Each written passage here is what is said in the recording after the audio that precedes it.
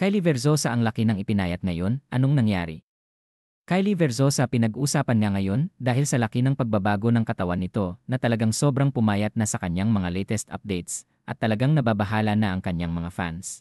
Recently ay naging host nga si Kylie Verzosa ng Miss Cosmo 2024 at tila hindi nga siya nakaligtas sa mga tingin ng mga tao kung kaya't umani nga siya ng mga pambabash dahil nga sa sobrang payat ng itsura niya dito na malayong malayo nga daw sa Kylie Verzosang nakilala ng mga tao.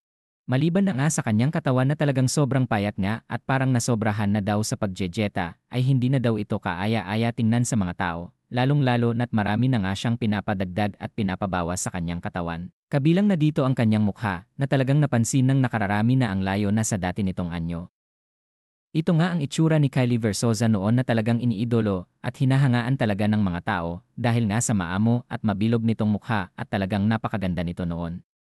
Ngayon ay parang hindi na nila makilala kung si Kylie Verzosa pa nga ba ito o ibang tao na, dahil nga sa talagang nag-iba na din ang mukha nito mula sa kanyang mga mata, bibig at ilong pati sa hugis nga din daw ng mukha nito, ay hindi na nila nakikita pa ang dating Kylie na minahal ng kanyang mga fans.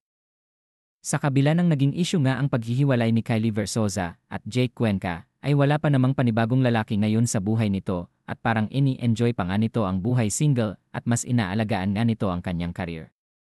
Wala namang pahayag si Kylie sa mga napapansin niya sa kanya ng mga tao at maganda pa din naman siya tingnan kahit sa kanyang pagiging payat nga ngayon. At gusto niyang mas maging thin pa dahil nga sa maraming modeling siyang dadaluhan at mga new endorsements na kailangan ay dapat pitit na siyang tingnan at dapat sexy pa din. Ano naman ang sa inyo sa new look ngayon ng ating binibining Pilipinas International Queen na si Kylie Verzosa?